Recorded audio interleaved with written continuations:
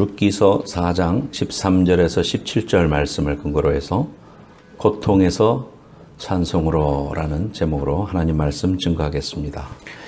우리가 저지난주부터 이제 매일 새벽 기도 말씀을 통해 가지고 룻기서 말씀을 묵상해 왔는데, 지난주 이어서 이제 이번 주에 마지막 결론적인 말씀을 드리고자 합니다. 한국에서는 2월 달에 동계 올림픽이 열리게 됩니다. 그래서 남북한 단일팀을 이루기 위해서 지금 분주하고 야단이죠. 동계 올림픽의 그 감격이 제일 컸던 부분이 언젠가 제가 생각해 보니까 2010년에 밴쿠버에서 열렸던 올림픽에서 김연아 선수가 피겨 스케이팅에서 금메달을 딸 때였다고 생각이 됩니다. MBC 방송에서 중계를 하는데 참 숨죽이면서 봤던 그 생각이 나고, 너무나도 퍼펙트하고 또 아름답고 멋있게 끝내고 정말 그 금메달이 확정되었을 때의 감격을 잊을 수가 없습니다. 그래서 저는 일본에서 중계한 거, 또 뭐 외국에서 중계한 거, 뭐 유튜브에 그런 또 자막도 달아서 많이 놔뒀더라고요. 같이 보면서 참 그 감격을 두고두고 새겼던 것을 기억합니다. 그런데 이 유나 킴이 저 금메달을 따고 영광을 받기 그 이면에 저 자리에 오르기까지 고통을 당하고 또 연습을 너무너무 많이 하고, 특별히 그 아사다 마오 같은 사람은 일본에서 그 경기장 하나를 일부러 줘가지고 연습을 마음껏 하도록 했지만은 한국은 그만한 그런 그 후원 종목이 아니었어요. 그래서 남들이 다 스케이트 타고 가면은 한밤중에 가서 연습하고, 또 새벽에 사람들 오기 전에 연습하고 그랬다고 합니다. 또 여행을 이제 가서 경기에 참여하러 갈 때도 비즈니스석에 타지 못하고 엄마 자비로 이코노미석을 타고 수없이 눈물을 흘리며 그만둬야지 하는 그런 밤이 있었다고 그럽니다. 그런데 김연아가 넘어지는 장면 한번 보세요. 저렇게 연습을 하다가 넘어지고, 또 그 다음 장면, 넘어져서 너무 괴로워하고 있는 장면이죠. 또 그 다음 장면, 넘어지고, 발을 보니까 발은 40대의 발이라고 그래요. 하도 피가 많이 나고 굳은살이 박이고 또 힘줄이 틀어지고 해가지고 정말 저런 아픔과 고통 속에서 금메달을 이뤄냈습니다. 사람들은 금메달을 그냥 갑자기 나와서 자기가 탄 줄 알지만, 사실은 선수들은 할 것 못하고 먹을 거 못 먹고 잠잘 거 못 자고 하면서 금메달을 향해서 그렇게 노력하는 거죠. 그 이면에 있는 엄청난 노력과 그 패인이 있었다는 사실을 우리가 알게 됩니다. 또 한국이 낳은 세계적인 발레리나 강수진이라는 사람이 있습니다. 저 사람이 굉장한 그 주인공으로서도 많이 활동을 하고 하는데, 저 사람의 발을 한번 보겠습니다. 발이 발레리나 강수진의 아름다운 발 했는데, 아름답기가 뭘 아름다워요. 바라보고 있으면 혐오감이 들 정도죠. 발이 다 변형되고 마디마다 정말 엉망진창이죠. 저런 발이 되었다. 그래서 그것은 이 발을 토로 이렇게 서서 이렇게 하니까 그 발이 견뎌내질 못하는 겁니다. 수없는 연습, 또 수많은 고통을 견뎌낸 그런 발이었다, 이런 생각이 됩니다. 운동선수의 그 금메달 이면에는 이런 고통과 눈물이 있었다는 것을 알 수가 있습니다. 룻기서는 지금으로부터 3000년 전의 이야기입니다. 다윗 왕이 세워지기 전에, 사울 왕이 세워지기 전에 사사시대가 끝나면서 있었던 그런 이야기인데, 룻기서는 4장의 말씀밖에 없습니다. 구약의 모든 장 중에서 가장 짧아요. 1장, 2장, 3장, 4장, 4장 만에 있는 이 룻기서를 통해 가지고 우리가 은혜를 받고, 이 룻기서를 통해서 우리가 세 가지 교훈을 이제 결론적으로 맺으려고 그럽니다. 1장은 나오미하고 엘리멜렉이 흉년을 맞이해서 베들레헴을 떠나서 이방 땅인 모압 땅으로 떠나는 그런 이야기라고 할 수 있습니다. 화면을 보시면은 잘 나와 있죠. 2장은 보아스를 만나는 장면입니다. 그리고 3장은 보아스에게 룻이 청혼을 하면서 나를 당신의 날개로 덮어달라 그런 이야기를 했습니다. 4장은 이제 그 보아스하고 결혼을 하고 아기를 낳고 그 아기가 오벳인데 이 오벳은 다윗의 할아버지였다. 그러니까 그의 몸을 통해서 이 룻의 그 천한 여인을 통해서 이방 여인이고 이 이스라엘의 회중에 들어올 수도 없는 이 룻을 통해 가지고 예수님의 족보가 형성이 됐다. 예수님의 그의 육신의 몸을 통해서 이 땅에 오게 된 귀한 은혜를 경험했습니다. 1장에서는 눈물의 골짜기였습니다. 시어머니가 말하기를 나오미라는 이름 자체가 뜻이 기쁨이라는 말이에요. 근데 그의 삶은 기쁨이 전혀 아니었죠. 기쁨이라긴커녕 남편이 죽었습니다. 2 아들이 죽었습니다. 또 2 자부만 남았는데 큰 자부는 떠났습니다. 룻만 난 엄마 따라가겠습니다. 시어머니 따라와서 이제 2 사람이 아무것도 없이 처량한 모습으로 고향 땅인 베들레헴에 도착한 정말 그의 삶은 고난의 순간이었습니다. 그래서 나오미가 나를 더 이상 나오미라고 부르지 마시오. 나는 마라와 같은 인생이요. 마라라는 말은 쓴물이다 이 말입니다. 쓰다. 내 인생 너무 쓰다. 그런 말입니다. 워싱턴 의과대학의 토마스 홈즈라는 박사팀이 개발한 Social Readjustment Rating Scale이라는 그 연구가 이전에 만들어졌어요.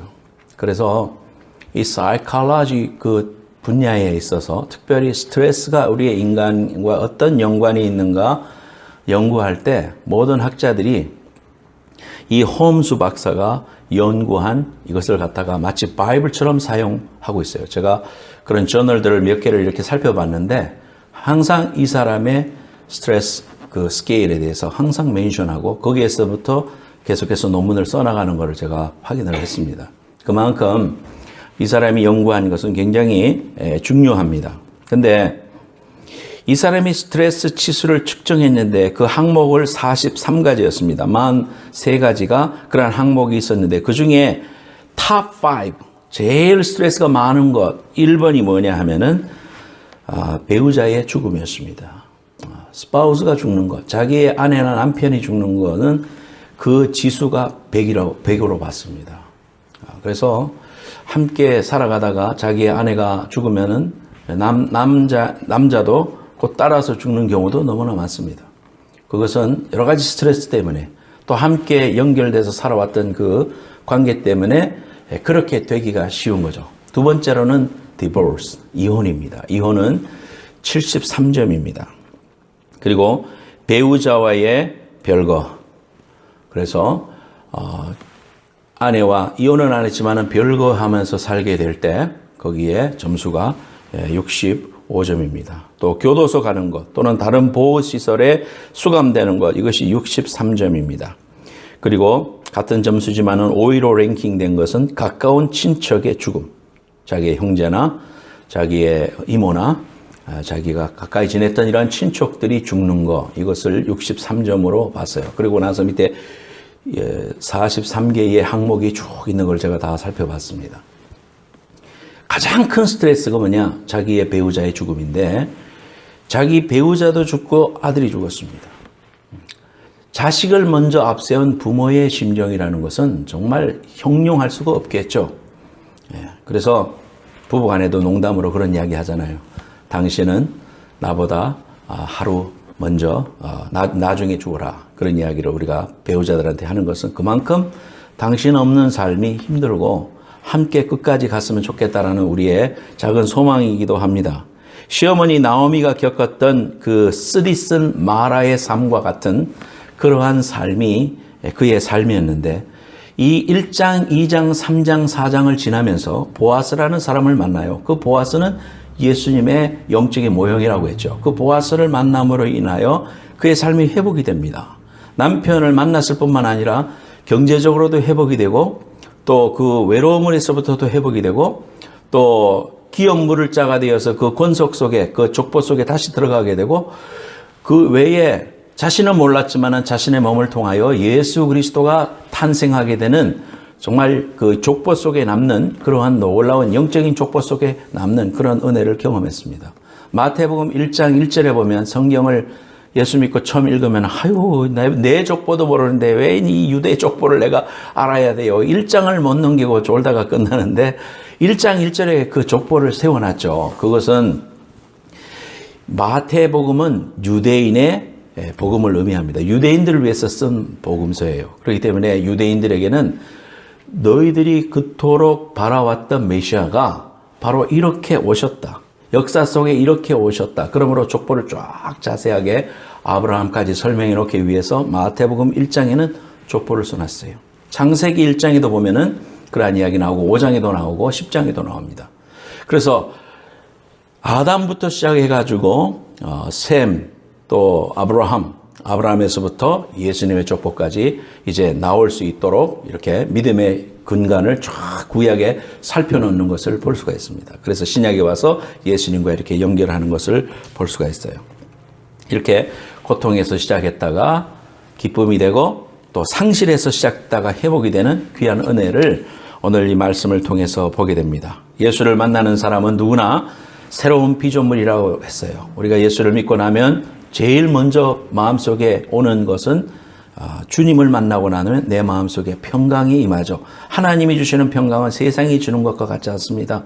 오늘 있다가 내일 없어지는 평안이 아니라 흔들리지 않는 그 평강이 우리에게 임하고 또 예수 생명이 있기 때문에 천국에 대한 분명한 확신이 생기고 또 오늘을 사는 목적이 생깁니다. 그래서 CCC 교재에 보면은 예수님이 주시는 4가지의 P가 있다. 첫 번째로는 pardon, 우리를 용서해 주시는 죄 사함, pardon의 P입니다. 그 다음에는 우리의 삶의 목표가 생깁니다.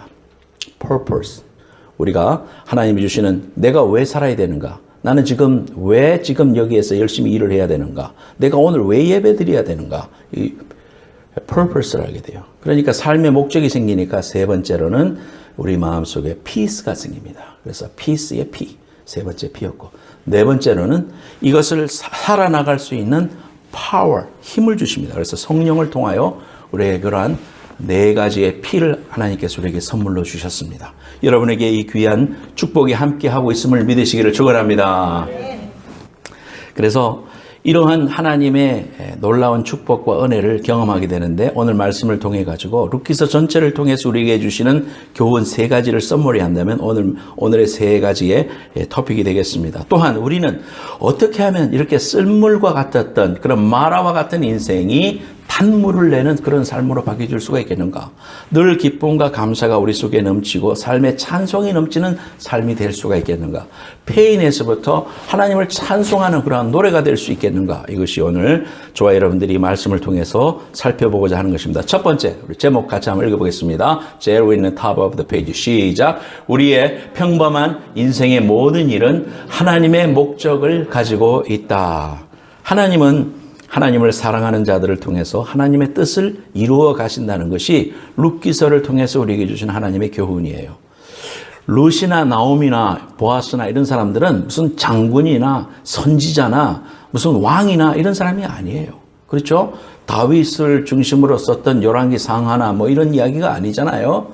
또 선지자를 중심으로 해서 썼던 다니엘서나 이런 게 아니잖아요. 그런데 평범한 사람의 삶을 통해서도 하나님은 이들의 삶을 통하여 하나님의 위대한 목적을 계속해서 이루어가고 계시더라 이 말이에요. 그것을 우리가 이 성경을 통해서 보게 됩니다. 예수님 오시기 전에 지금으로부터 3000년 전의 일이에요. 그러니까 예수님 오시기 전 1000년 전의 일인데 그때서부터 벌써 이 사람들을 통해 가지고 하나님의 뜻을 이루어가고 계시더라는 거예요. 하나님의 사람들에게는 모든 일 속에 하나님의 목적이 있더라 이것이죠. 그래서 평범한 사람들의 평범한 삶을 통해서 하나님의 위대하고 놀라운 목적을 이루어가고 계시다는 것을 보여주는 것이 룻기서입니다. 하나님이 택한 백성들을 통해서 하나님의 뜻을 이루어 가시더라. 하나님의 놀라운 역사를 하나님이 우주 만물에서 혼자 행하시는 것이 아니라 이 땅에 있는 우리 구원받은 백성들을 통해서 하나님의 일을 함께 동참하고 또 하게 하고 또 하나님의 귀한 역사의 주인공들이 되게 하더라. 그러므로 저와 여러분들이 오늘 이 땅에 존재하고 오늘 이 자리에 예배하러 나왔다는 것 자체가 하나님의 섭리 속에 있다는 사실을 우리가 알게 됩니다. 1장에 보면 우연히, 또 2장에도 우연히 보아스를 만났다. 기록은 그렇게 되어 있지만은 그러나 그것이 우연이 아니었음을 알죠.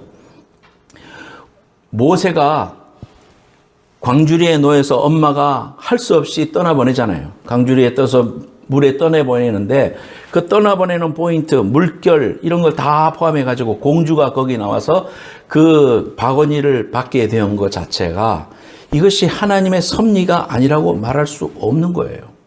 모든 물결, 바람 이런 것들을 운행하시면서 섬세하게 인도하셔서 공주가 아이고 나 조금 이따 나갈래 했으면 못 만나는 거예요. 그죠? 엄마가 떠나보낼 때도 눈물을 흘리는 과정이 더 길었으면 못 만나는 거예요. 그런데 그런 과정들이 정확하게 일치되면서 만났다. 예수 믿는 사람에게는 우연이란 없다. 저와 여러분들의 삶도 우연이 아니다.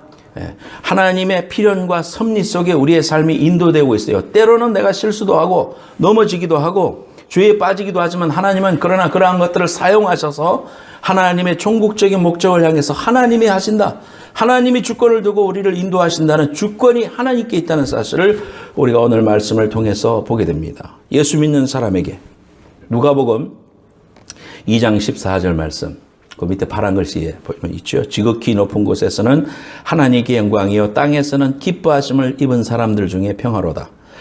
지극히 높은 곳에서는 하나님께 영광인데 예수님이 오셨을 때 지금 이 말씀이잖아요. 근데 땅에서는 어떤 사람들한테 평화가 있느냐 하면은 기뻐하심을 입은 사람들 중에 평화라 그랬어요. 예수 생명 있고 구원받은 자한테는 평화지만 예수 없는 사람들에는 평화가 없어요. 그런 말씀입니다. 이 땅의 모든 사람한테 평화가 있다. 그것이 아니죠. 우리 주님이 오신 것은 하나님을 사랑하는 자, 곧 그 뜻대로 부르심을 입은 자들에게는, 또 다른 말이라면 그들에게만 모든 것이 합력하여 선을 이룬다. 그런 의미예요. 우리가 예수 믿었을 때 선별된 의식, 하나님의 특별히 선택하여 우리를 부르시고 사용하시고 계속해서 추적하시고 하나님의 놀라운 일들을 위하여 끊임없이 우리를 주님 만날 때까지 우리를 추적하고 계신다는 이런 사실을 우리가 보게 됩니다. 로마서 8장 1절에 보면은 예수 안에 있는 나에게는 결코 정죄함이 없다 그랬어요. 사망의 법에서, 죽음의 법에서 우리를 해방시켰다. 예수 안에 있는 나에게 결코 정죄함 없네. 생명의 성령의 법이 나를 해방하였네. 우리가 찬송하면서 그렇게 노래하는데, 예수 믿는 모든 백성들에게는 사망과 죄의 법이 나를 건드릴 수 없는 예수 그리스도의 보혈로 구원받은 위대한 은총과 은혜를 발견하게 된다. 그러므로 이런 사실들을 알게 되고 깨달은 사람들에게는 내게 오늘도 하루를 일어났을 때 내게 하나님의 목적이 있구나. 생명을 내게 오늘 하루를 허락해 주셨다는 것은 나를 오늘을 통하여 주시는 하나님의 목적이 있구나. 난 그거를 붙잡아야 되겠구나. 그 목적을 알고 삶의 현장 속에서 하나님을 그 목적을 향하여 나아가고 그것을 찬양하고 그 높으신 하나님이 나를 기억해 주셨다는 걸 생각하면서 감격하고 하나님 앞으로 나아가는 것이 신앙생활이고 저희들이 살아가야 할 그런 방법이에요. 그래서 나의 자신의 가치를 발견하게 되는 것입니다. 여러분, 코끼리 코를 하고는 이렇게 하고는 땅에다가 손가락을 대고는 10바퀴 돌면, 코끼리 코를 돌면은 어떻게 됩니까? 어떻게 됩니까? 돌고 났을 때 아무리 똑바로 있으려고 해도 안 되죠. 세상이 돌고 나도 돌고, 그래서 옆으로 자빠지든지 아무리 똑바로 달려가려고 해도 옆으로 쓰러져요. 그래서 한 10바퀴 더 이상 돌면은 나는 누구인가, 여기는 어디인가, 이런 생각이 드는 겁니다.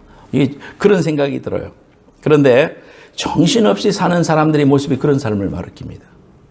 오늘도 하나님 앞에 나오지 않고 세상에 나아가서 세상에서 예배드리지 않고 하나님을 섬기지 않고 이 세상이 전부인 것처럼 살아가는 사람들도 분명히 있죠. 그런 사람들이 코끼리 코를 하고 뱅뱅 도는 사람하고 똑같은 거예요. 목적이 없는 거예요. 오늘 이 땅을 그저 즐겁게 살고 내일은 없다. 오늘 내가 열심히 살고 캐세라 세라로 살아가는 이러한 인생들이 참으로 어리석은 삶임을 성경을 통해서 보면 우리가 알 수 있어요. 내가 누구냐? 지금 내가 왜 있느냐? 지금 내가 죽은 다음에 어디로 가느냐? 이거 문제를 해결하지 못하고 이 땅에서 아무리 큰 집에 살고 좋은 차를 타고 사람들에게 영향력을 주고 명함을 돌릴 수 있는 그런 위치에 있다고 하더라도 죽으면 어디 가요? 지옥 갑니다. 그의 삶은 처절하게 자신의 삶을 스스로 구원할 수 없어요. 자기가 그렇게 의리를 지키고 노력하고 아끼고 사랑했던 돈은 내 생명 끊어질 때 아무것도 할 수 없어요. 연장을 시킬 수는 있지만은 그러나 그것도 한도가 있어요. 그 절대로 내 생명을 죽음의 아가리가 쫙 벌어져서 삼키려고 웃고 있으면 사탄 마귀의 그 혓바닥 속으로 인생의 영혼이 삼켜져서 다시는 솟아나올 수 없는 그러한 지옥 속에 들어가는 거예요. 그것이 어리석은 삶이 아니고 뭐겠습니까? 그런데 예수를 믿는 사람에게는 지극히 높은 곳에서 하나님께 영광이고 이 땅에서는 기뻐하심을 입은 사람, 구원받은 사람, 예수를 만난 사람들에게는 하나님이 주시는 목적이 있다는 사실을 우리가 알게 됩니다. 그래서 이러한 목적이 무엇인가? 히브리서 9장 27절에는 한 번 죽는 것은 정하신 것이고 그 후에는 심판이 있다고 그랬는데 이제 점심을 먹을 거 아닙니까? 숟가락 있잖아요. 숟가락을 들면은 숟가락은 뭐 하는 거예요? 숟가락은 밥 먹는 거예요. 밥을 퍼먹고 국을 떠먹는 거예요. 그 숟가락의 목적은 우리가 그것을 펄려고 이렇게 만든 거예요. 숟가락 만든 사람은 그거를 뭐 장식으로 만든 것도 아니고 밥 먹을 때 유용하라고 만든 거잖아요. 우리 인생을 하나님이 지으셨단 말이에요. 그러니까 하나님을 알지 못하고서는 우리 인생의 목적을 절대로 알 수 없어요. 하나님을 거부하는 사람은 인생의 목적을 발견한 사람이 아니야. 왜? 우리를 하나님이 만드셨기 때문이에요. 그러한 사실을 우리가 분명히 알아야 됩니다. 이 세상에서 교양을 자랑하고 자기의 봉사활동을 자랑하고 신문지상에 아주 단골로 올라온다 할지라도 하나님을 모르는 사람은 그의 삶에는 목적이 없는 삶이에요. 그것은 자아도취고 자기 혼의 즐거움만 누리는 것이지 영적인 즐거움은 모르는 사람이다 이 말이에요. 그래서 그런 의미에서 우리는 오늘 말씀을 통해 가지고 우리 인생의 목적이 무엇인가 한번 생각해 봅시다. 다음 슬라이드 보여주시기 바랍니다. 자, 우리의 인생의 목적 제가 세 가지로 구분을 했습니다. 자, 파란 글씨는 자매들이 읽고 검은 글씨는 형제들이 읽겠습니다. 자, 입을 맞춰서 시작. 내 이름으로 모든 자 곧 내가 내 영광을 위하여 창조한 자를 오게 하라. 그를 내가 지었고 그를 내가 만들었느니라. 형제들 시작. 그런즉 너희가 먹든지 마시든지 무엇을 하든지 다 하나님의 영광을 위하여 하라. 나를 위하여 지었나니 나를 찬송하게 하려 함이니라.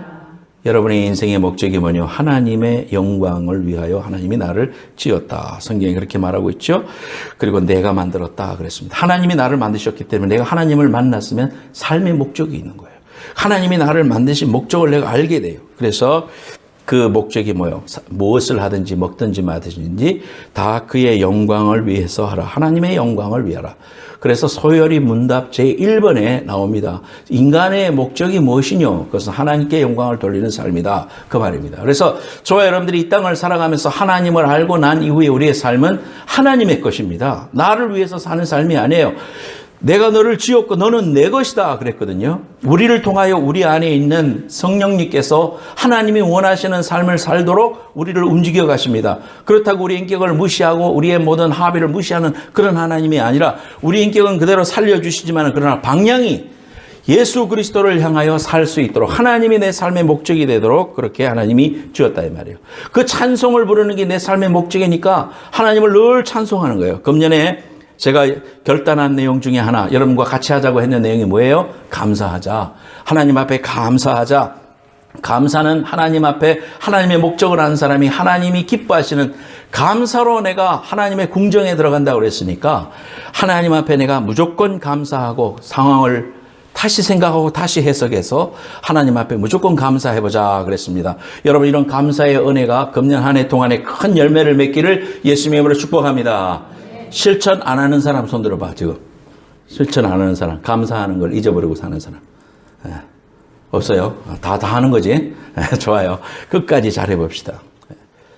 불평하고 불만하면 절대로 삶의 열매를 거둘 수가 없어요. 무조건 감사합시다. 끝까지 승리해봅시다. 하나님이 나를 사랑하시고 나의 목적을 지으셨고 예수님을 이 땅에 보내시고 구원하셔서 이제 나를 위해서 살지 않고 나는 하나님의 영광을 위해서 살고 천국의 삶을 준비하라고 나를 자녀 삼아 주시고 오늘도 삶의 목표를 허락해 주셨어요. 내가 정말 가치 있는 존재구나. 하나님을 만나고 나니까 나는 정말 쓸데없는 쓰레기가 아니고 하나님 나라의 자녀가 됐다는 사실을 발견하게 되니까 삶의 기쁨이 생기는 거죠. 오늘 하루를 살아도 하나님 앞에 감사와 영광이 돌고 또 내게 고난이 있고 해결해야 나가야 할 그런 산들이 생기지만은 하나님이 이걸 통하여 하나님 나라에 합당한 사람으로 나를 빚어가시는구나. 그래서 감사하게 되고 기도해서 응답받아서 넘어가게 되고 이러한 그 연단을 통해 가지고 하나님의 사람이 되는 거예요. 그냥 이 모습 이대로는 하늘나라에 합당한 삶의 열매를 가지고 갈 수가 없거든. 그렇기 때문에 이 땅의 삶에서 하나님이 고난도 주시고 기도 제목도 주는 거예요. 평안해봐요. 평안하면 눕고 싶고 누우면 자고 싶고 인생이 게을러 빠지게 되는 겁니다. 하나님은 우리를 교회 생활을 통해서 이 땅의 삶에서 구원받은 다음에 계속해서 기도의 제목을 주십니다.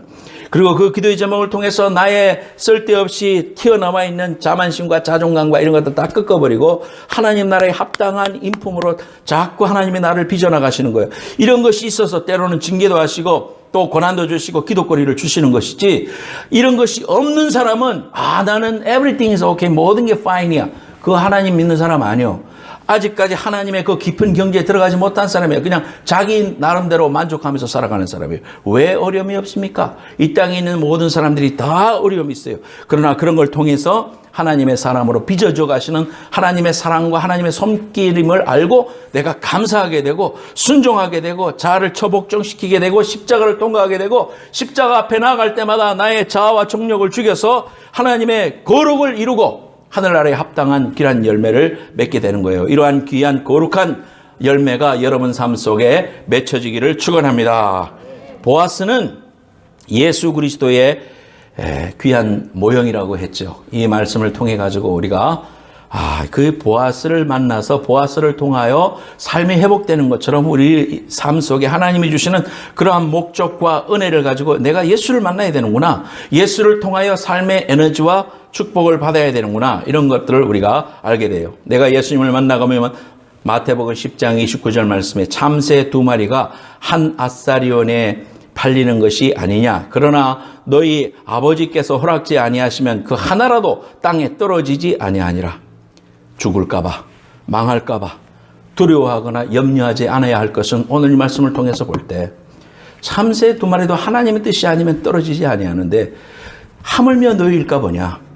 들의 백합화를 보라. 하나님의 먹이시고 입히시지 않느냐. 왜 염려하느냐. 이거는 이방인들이 하는 것이다. 너는 예수 생명이 있는 사람이지 너는 염려하지 말고 하나님을 의지하고 믿음으로 살아가라. 하나님께서 우리에게 이렇게 담대한 마음을 주셨어요. 예수 믿는 사람에게는 우연이 없다. 하나님의 섭리가 있다. 그러므로 그 목적을 가지고 하나님 앞에 살아야 돼요. 그래서 우리는 막 살면 안 됩니다. 예수 믿고 나면 이제 너는 내 것이다. 그렇기 때문에 내가 너의 핏값 주고 너를 샀기 때문에 우리는 주님의 것이라는 걸 알아야 돼요. 우리의 생명도, 우리의 이 음성도, 내 재능도 예수 믿고 나면 이게 내 게 아니요. 주님을 위해서 드려야 돼요. 주님의 것이에요. 주님을 위해서 어떻게 하면 효과적으로 드릴 수 있을까? 주님이 원하시면 생명도 좀 드릴 수 있지 않을까? 이것이 순교고, 하나님이 원하시면 물질도 드리고 시간도 드려서 선교도 가는 거고, 하나님이 원하시면 내 것을 퍼주고 희생하는 거고, 하나님이 원하시면 이만큼 올라오는 것도 누를 수 있는 것은 하나님이 나를 사랑하시고 나에게 그 귀한 목적을 주셨기 때문이다 이 말이에요. 그러므로 이제는 내가 사는 것이 아니요 내 안에 그리스도가 산다. 이제 내가 육체 가운데 사는 것은 나를 사랑하사 나를 위하여 자기를 버리신 하나님의 아들을 믿는 믿음으로 사는 거다. 갈라디아서 2장 20절에 사도 바울 말씀을 통해서 우리가 어떻게 살아야 할 것을 말씀해 주셨어요. 막 살지 마세요, 여러분. 시간 막 허비하지 마세요. 함부로 하나님이 주신 물질을 마음대로 쓰지 마세요. 허탄한 데다가 여러분이 마음대로 소비하지 마세요. 왜? 하나님의 것이니까. 나는 이 땅을 살면서 하나님이 주신 것 잘 매니지해서 하나님이 원하시고 기뻐하시는 데다가 들어놓아야 돼요. 그 하나님이 음성을 듣고 그렇게 순종해 나가야지, 이건 내 손에 들어왔다가 내 건 줄 알고 막 쓰고 말이야, 먹고 마시고 즐기고 이 땅에서 큰 집 짓고 살고 이렇게 살아가지고는 하나님의 음성이 안 들리지. 욕심대로 살아가는데 이제는 어떻게 살아야 돼요? 목적을 갖고 살아야 돼요. 하나님 늘 생각하면서 살아야 돼요. 내 생각과 다르게 이번에 하나님이 축복을 주셨으면은 그거 가지고 내가 주님이 뭐라고 하시지? 주님이 기뻐하시는 일에 내가 사용돼야 될 텐데, 하나님 내게 건강 주셨어. 아파서 죽니사니 하다가 살아났어. 이제 주를 위해서 살아야 돼. 그 삶이 주님의 것이기 때문에 그렇게 목적을 생각하고 하나님을 연관해서 생각하는 이러한 훈련을 해서 내 육신을 복종시켜서 살아가는 게 그게 십자가요. 그게 십자가란 말이에요. 나를 부인하고 내가 하고 싶은 걸 부인하고 주님이 원하는 데다가 내 삶을 드리는 거. 이것이 십자가예요. 예수 믿는다고 갈려가서 귀 잘리고 콕 잘리는 것만이 십자가가 아니라 나를 부인하고 내가 하고 싶은 거를 내려놓고 하나님이 원하시는 대로 순종하는 것.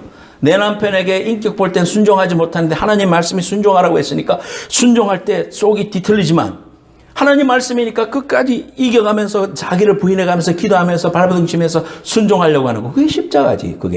그것을 하라고 하나님이 목적을 내게 이러한 어려움과 역경 또한 허락해 주셨다는 거 믿으면서 여러분 꼭 오늘 평범한 인생의 모든 일은 하나님의 목적을 가지고 있다. 나도 목적을 가지고 있고 내 배우자도 목적을 가지고 있고 내 자녀도 목적을 가지고 있고 우리 교회도 목적을 가지고 있고 이 미국도 목적이 있고 한국도 목적이 있는 거예요. 그 목적을 벗어나서 살지 말고 하나님이 정해 주신 그 목적대로 음성을 들어가며 순종해 나가는 여러분들 되시기를 예수님의 이름으로 축복합니다.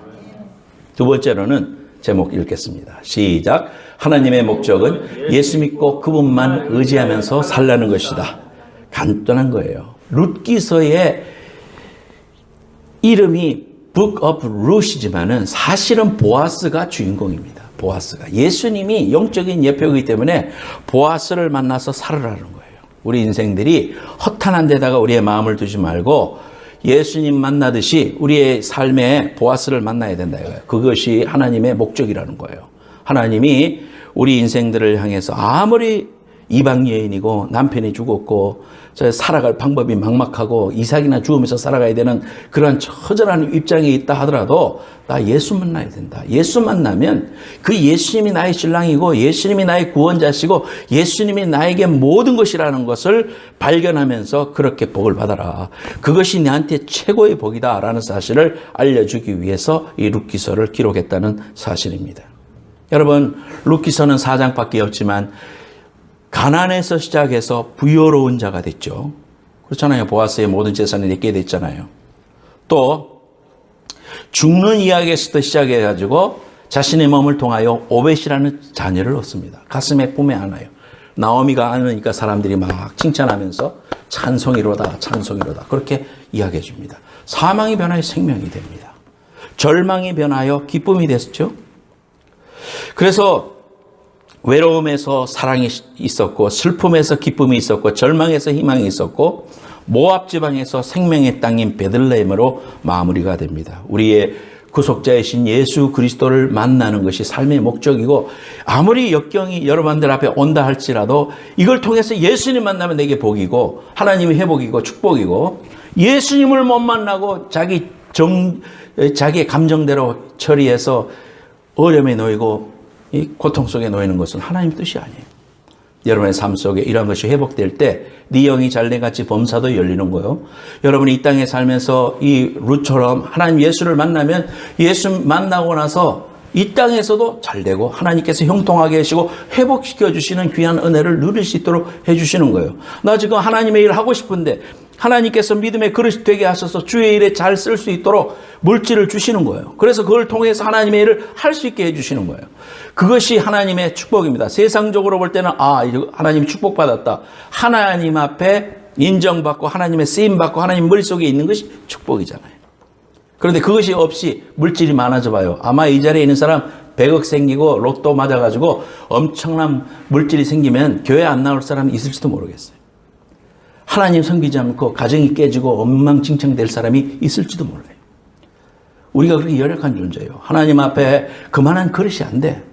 그러니까 일확천금을 바라고 일하지 않고 무엇을 얻는 거, 이건 성경의 원리가 아니에요. 하나님이 내게 주신 것을 내가 알뜰살뜰히 사용하면서 나를 위해서 쓰지 않고 주님의 나라를 위해서 쓰는 거, 이게 훈련하는 게 이 땅의 삶이거든요. 하나님 앞에 그렇게 자꾸 하다 보면 하나님이 나의 지경을 넓혀주시는 거예요. 그래서 더 영향력이 많을 수 있도록 하나님이 하나님의 마음에 합한 자니까 자꾸 부어주시고 그 일을 통해서 영향력이 있는 삶으로 세워주시는 귀한 은혜를 경험하는 거예요. 저와 여러분들이 이런 귀한 믿음의 축복, 이 땅 위에서도 축복을 받는 귀한 형제 자매들 되시기를 예수님으로 축원합니다. 마지막으로 세 번째로 같이 제목 읽겠습니다. 시작. 하나님의 목적은 자격 없는 자에게 베푸시는 은혜를 붙들고 살라고 하는 것이다. 그렇죠? 하나님의 목적은 우리에게 은혜를 주시고 그 은혜를 받아서 예수 믿고 천국 가고 또 이 땅과 내세에 걸쳐서 하나님의 귀한 중심이 돼서 살아가는 것을 말하는 겁니다. 룻은 예상치 못한 복을 받았고 나오미도 예상치 못한 큰 복을 받았어요. 나오미가 모압 지방에서 살다가 10년 만에 돌아왔을 때 사람들은 네가 그 엘리멜렉의 아내 나오미 맞느냐? 하도 몰골이 처참하고 꼴꼴하니까 그렇게 말을 했어요.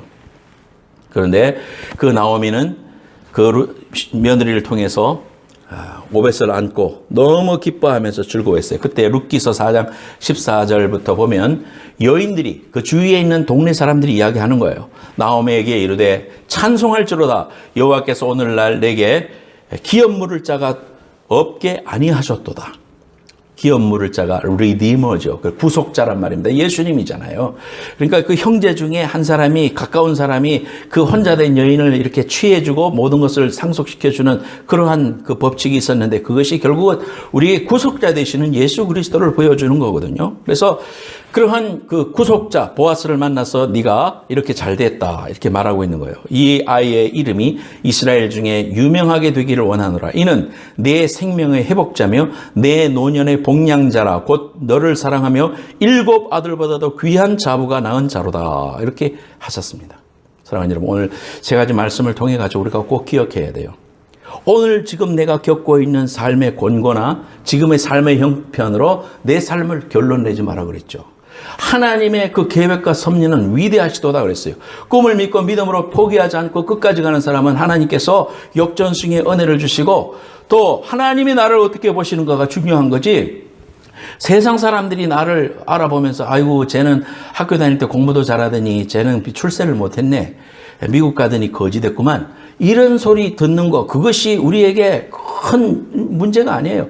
남이야 나를 어떻게 평가하든지 내가 미국 와가지고 하나님이 주신 귀한 은혜로 지금 하나님을 제대로 만나고 예수 믿는 사람이 얼마나 많습니까? 교회도 안 다니는 사람이 미국 와가지고 고난을 겪으면서 지금 교회 다니는 사람들이 얼마나 복 받았어요. 그 고생을 하고 힘들어도요 그 사람들은 아유 정말 미국 잘 왔네 저 그렇게 말해줍니다. 미국 잘 왔네. 그 말은 예수 믿게 됐네. 무엇보다도 귀한 하나님의 인정을 받고 축복을 받았네. 영생의 기쁨을 알게 된 거 이거는 보통 은혜가 아니에요. 사람의 힘이나 능으로 될 수 없어요. 하나님의 전적인 은혜로 되는 거예요. 그래서 이 룻기서를 통해서 우리에게 말씀해 주신 건 은혜로 사는 백성임을 철저히 좀 깨달아라 이 말이에요. 우리는 하나도 은혜요, 두 번째도 은혜요, 세 번째도 은혜다. 자격 속에 들어갈 수 없는 이방 여인, 남편도 없고 지지도 가난하고 남의 이상만 주어야 되는 그런 불쌍한 여인도 하나님의 권속이 될 수 있다. 그거는 무슨 자격이 있어서가 아니라 이렇게 보아스한테 이쁘게 굴어서가 그렇게 됐다는 우리 자격 가지고 이야기하는 게 아니라 하나님의 전적인 은혜였다. 그 이스라엘의 회중에 들어올 수 없는 조건만 다 가지고 있었는데 하나님의 은혜로 보아스라는 사람을 통해서 하나님의 은혜로 하나님의 자녀가 되게 해서 우리의 인생을 부유하게 해주셨다 이 말이에요. 저와 여러분들이 아직 우리의 삶이 끝난 게 아니에요. 천국 가기 전까지 우리는 부단히 주님 안에서 이러한 믿음의 선한 싸움을 해야 되고요. 하나님 앞에 소망을 가져야 되고요. 그래 지금은 내가 눈물의 골짜기고 비록 영향력이 없는 그런 삶을 살고 있을지 모르지만은 그러나 하나님 귀염물을 예수님을 내가 꼭 붙잡으면 그분이 내 인생을 펴게 하시고 내 인생을 통하여 하나님의 영광을 위하여 나를 사용하실 것이다. 나를 인도하실 것이다. 슬픔이 변하여 기쁨이 되게 하고 고통이 변하여 찬송이 되게 하는 그러한 믿음의 주인공이 나다. 이러한 목적을 굳게 붙잡는 그 은혜를 굳게 붙잡는 여러분들 되시기를 예수님의 이름으로 축원합니다. TV 프로그램 보니까요. 은퇴하고 이제 나는 어떻게 살 것인가 이런 프로그램이 있어서 내가 한 2개 정도 봤어요. 그랬더니 나름대로 은퇴했으니까 열심히 잘 산 그대여 이제 삶을 즐기라. 그렇게 할 만하죠. 그렇지만 저는 목사니까 그걸 보면서 그런 생각이 들었습니다. 어떤 사람이 농촌에 갔어요. 농촌 생활하는 게 아주 이상형이요. 그러고 싶죠, 우리도. 그런데 농촌에 가서 다 쓰러져가는 옛날 집을 구입을 했어요. 그래서 부부가 이제 에너지를 가지고 자기의 돈을 가지고 그 집을 가꾸는 일을 보람으로 알고 열심히 하더라고. 다 있는 거 다 까만 거 다 칠하고 거기다 회를 바르고 밑에 있는 거 다 입식으로 바꾸고 그다음에 기둥 하나하나 또 다 이렇게 아주까리 기름 발라가지고 이렇게 반짝반짝 빛이 나게 하고 정말 멋있게 사는 것 같아요. 나무를 갈아가지고 먹고 이야 아이디얼이다 그런 생각이 드는데 그 사람이 그렇게 하는 거를 궁극적으로 비판하고 싶은 마음은 없지만 영적으로 해석을 해보자 이거예요. 자기의 집을 갖고 가지고 기둥에 기름 바르고 막 석가래 칠하고 그 사람들 나이가 지금 뭐 거의 이제 나이가 많아졌던데 몇 년 살겠습니까 거기에? 여러분 생각을 해봐요. 그 사람들 떠나면 자식들이 와서 살까요? 누가 그거 뭐 연속해서 살겠습니까? 똑같은 비전이 있는 사람이 있을까요? 버려지는 거예요. 이 땅에서 다 버려질 거예요. 거기에다가 자기의 퇴직금 붓고 또 둘이 산책하고 산보하고 부부간에 언제든지 산보가 계속되어집니까? 병이 오죠. 우리가 이 궁극적으로 인생을 한번 생각해 봐야 돼요. 하나님이 나를 불러주신 목적이 농촌 가서 집 사가지고 그거 꾸미는 재미로 살아가요? 그게 우리 인생의 목적이 돼야 되겠습니까, 여러분? 우리의 남은 삶이 그게 전부 다여야 되겠습니까? 예. 그거 아니잖아요. 저와 여러분들이 부름받아 하나님의 자녀가 됐으면 하나님의 목적을 가지고 살아야죠. 이 땅에서 없어질 거, 몇 년 못 살 거, 집 가꾸고 막 걸어 사놓고, 어디 여행 가고 뭐 이런 데다가 우리의 삶의 목적을 둬가지고 그 에너지를 두고 삶의 목적을 두고 살아가서는 어리석은 삶인 거예요. 슬기로운 다섯 자녀가 될 수가 없는 거예요. 그럼 어떻게 살아요? 하나님의 언약의 백성은 하늘나라를 바라보면서 살아가야 됩니다. 내 영혼의 때를 바라보면서 살아가야 돼요. 이 땅에서 여러분의 잡이 무엇이었든 무슨 재산이 얼마만큼 있었든 그건 아무 의미가 없어요. 하늘나라에 갔을 때 하나님의 나라에 부유한 자가 돼야 되지 않겠어요? 하나님이 칭찬해 주시는 사람이 되지 않겠어요? 예수님이 두 팔을 벌리고 수고했도다 잘하고 충성된 종아 눈물을 흘리며 달려오는 우리를 눈물을 씻겨주시고 아픈 다리 때문에 고생했는 사람 다리를 붙잡아 주시고 우리를 온전케 해주실 주님 나라의 부유한 자가 돼야 되겠고 하늘나라에서 하나님이 나를 기억해 주시고 하나님 나를 평가해 주는 게 그게 진짜 평가 아니겠습니까? 저와 여러분들이 삶의 자세를 문득문득 이 땅을 살아가다가 wait a minute 이것이 영원한 것인가? 하나님이 기뻐하시는 것일까? 한 번쯤 다시 생각해야 됩니다. 그러면서 하나님 나라에 내가 어떤 자로 내가 설 건가? 주님이 기뻐하신 일이 지금 뭘까? 하나님이 나를 통해서 원하시는 그 목적이 뭘까? 끊임없이 고민하고 기도하면서 주님 앞에 내 영혼의 때에 부유한 자가 돼서 하늘나라의 은혜로 살아갔다고 고백할 수 있는 귀한 성도들 되시기를 예수님의 이름으로 축원합니다.